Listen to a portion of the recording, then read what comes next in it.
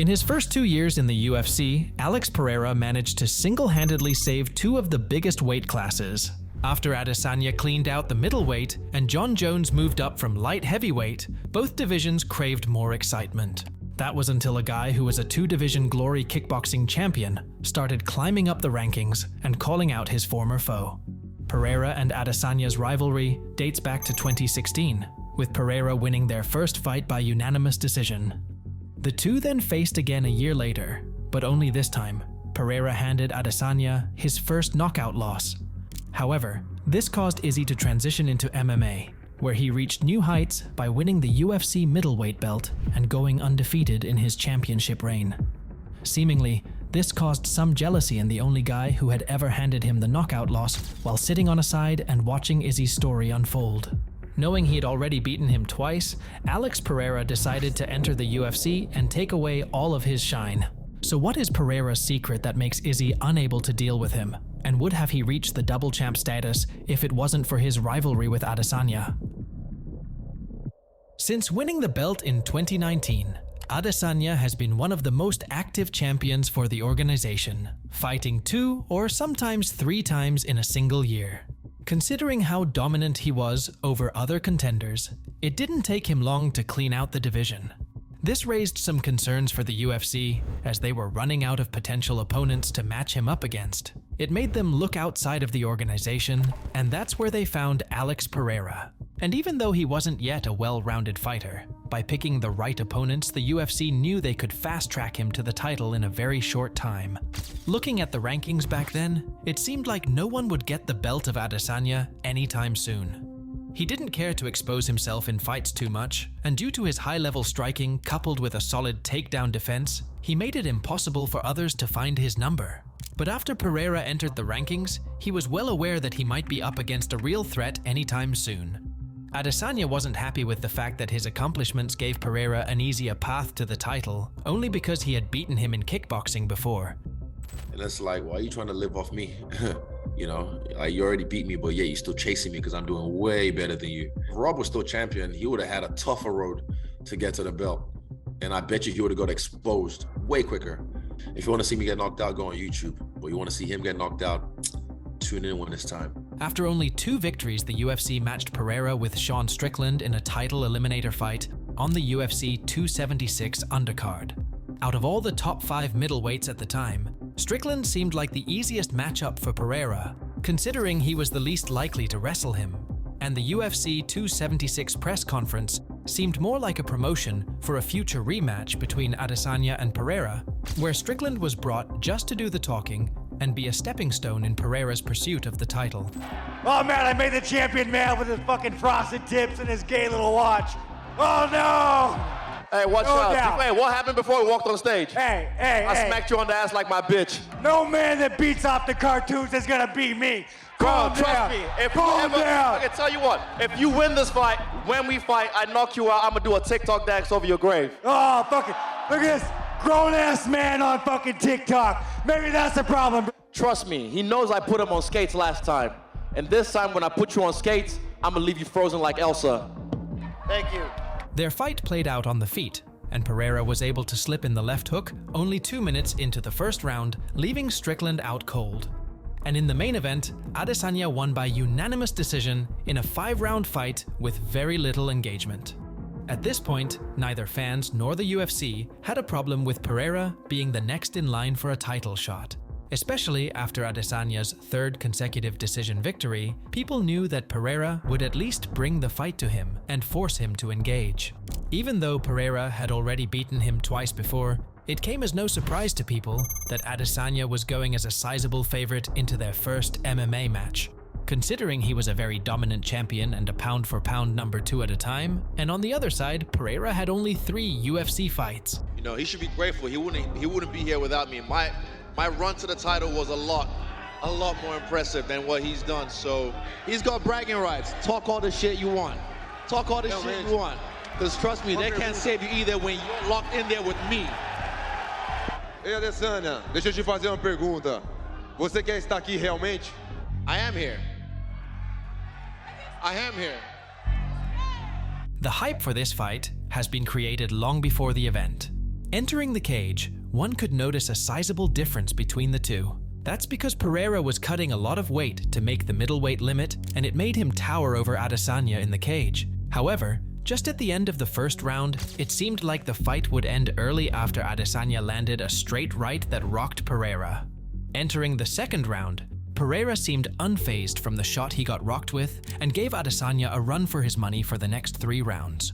Going into the fifth, Adesanya was up 3-1 on judges' scorecards, but this was where things turned worse for Izzy. Pereira understood that if he wanted to come out as a winner of this fight, he needed to do something quickly, so he made sure to give it his all in the last 5 minutes. He caught Adesanya with the same hook that left him unconscious years prior in the kickboxing ring, and in a seemingly similar way by losing towards the end of the fight and coming back late once again. He marked his 3rd victory over Adesanya and took his UFC belt. Despite the impression that Pereira had him figured out and was the better fighter, not all hope was lost for Izzy. What a life, what a moment. Fucking crazy, isn't it? Like, similar to the last time, same story. As a long-reigning champion, he was guaranteed an immediate rematch. He wasted no time and turned around to face him again only 5 months later. This time, Pereira was more confident than ever, and Adesanya expressed how he had to tap into his dark side to go against him for the 4th time. Going into their MMA rematch, things weren't looking good for Izzy at the beginning. He had a way worse start than the previous fight, and that one didn't end up well for him. Pereira was chopping his legs once again and outstriking him on the feet. Coming into the second round, in his rush to finish the fight, Pereira left himself open for a shot that Adesanya caught him with last time. Only now, he had more time to land the finishing blow. After finally defeating his longtime rival in his celebration, Adesanya went as far as mocking Pereira's son, who did the same thing to him years prior. He then grabbed the mic and expressed how happy he felt after managing to defeat his toughest challenge to date. But even after taunting his son, they showed each other respect backstage and exchanged some words of admiration. Immediately after the event, Adesanya made it clear that there wouldn't be a 3rd match anytime soon, and that if he wanted to fight him again, he would need to earn it through a couple of victories. This statement caused some controversy as Pereira didn't hesitate to give Izzy his rematch, but now that the tables have turned, he didn't want to return the favor. Looking at it from Izzy's perspective, it made sense considering the belt was originally his, and now that he got it back, there's no need for another bout. This decision meant there was not much left in the division for Pereira, and he decided to move up to light heavyweight due to the hard cuts he was going through to make the middleweight limit. Moving away from middleweight, people started to pay more attention to his personality and realized he might not be the bad guy bullying Izzy as he was originally portrayed. But rather, people now got to hear more about his background and conditions he grew up in that made him the man he is today. Pô, não tinha uma condição de vida legal, né? Meu pai pedreiro, minha mãe dona de casa. E comecei a trabalhar cedo, né? Em uma borracharia, com 12 anos de idade. 12 anos de idade, fazendo trampo ali de adulto, entendeu? Não, pô, eu bebia todos os dias, né? Bebia todos os dias. Chegava tarde em casa, chegava no outro dia, ia pras festinhas, pros rolês. Eu falei assim, pô, o esporte é o que vai me salvar, né? Procurei a arte marcial, que foi o kickboxing. Aí depois eu tava treinando bem e já tava bebendo um pouco, né? Já teve uma mudança ali, mas ainda não era o suficiente, entendeu? Então não foi que eu cheguei e falei, parei hoje. Não, eu fiquei 4 anos ali. E bebia treinar, bebia lutar e virava campeão brasileiro. Eu bebia todos os dias, cara. Todos os dias. Although his English skills were still very limited, he started to win over fans with his unbothered expressions and a great sense of humor. Like, we all shout out an emotion and then you have to do it. Angry. Frustrated. Hungry. In his first fight at light heavyweight, he was matched up against Błachowicz, who was a former champion and a guy who had already beaten Adesanya in his attempt to become a double champion. It was a very tough fight for Pereira, as Jan came in grappling heavy, but he managed to pull out a victory in a very close split decision. Since Jon Jones vacated his belt in 2020, the division didn't have the same champion for more than a year, as the belt switched hands a total of 4 times in a span of 3 years. And although at the time of Pereira establishing himself as the next title contender, Jamal Hill was the one holding the belt, he was forced to vacate it due to an unfortunate injury. This made the UFC create an undisputed title fight between Pereira and Procházka, who had also vacated the belt due to injury just a year prior. The build-up to their fight saw very little animosity between the two, as both characters were very calm and collected. Moments before the fight, we got to see one of the coldest stare-downs in the sport, as both fighters were staring down each other's souls. The fight was very competitive and was playing out on the feet for most of the time, but Pereira showed he was slightly more technically savvy in the striking department and got the better of Jiří that night. And although the ending seemed somewhat controversial, as Mark Goddard stepped in slightly too early to call off the fight, Jiří said in his post-fight interview that he was out at the moment. Pereira made history by going up a weight class and adding a second UFC belt, as he became the only fighter ever to hold 2 titles in both Glory and the UFC. But instead of taking the moment only for himself, he decided to call out the main antagonist in his story in the post-fight interview. He's someone who somehow encouraged me when I was in a bar drinking. And he said in a video that I was going to stay in a bar, but he rescued me.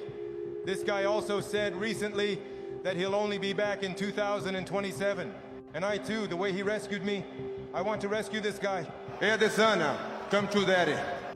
After losing his belt to Sean Strickland, Adesanya decided to step away from the sport in order to heal and get his mind right. He misinterpreted Pereira's call-out, as his response was altered by a misunderstanding caused by the loss of context in translation. The fact that it sits with him, it hurts his spirit. I like it. What does it come to, daddy? So, nigga, last time I checked, you were fucking slept. It's no secret that Adesanya played a huge factor in building Pereira's career inside the UFC. But another guy who's not even his weight class also used Izzy's popularity to get his name out there. So check out my deep dive on Manel Cap and what caused his beef with Adesanya and the rest of the City kickboxing team.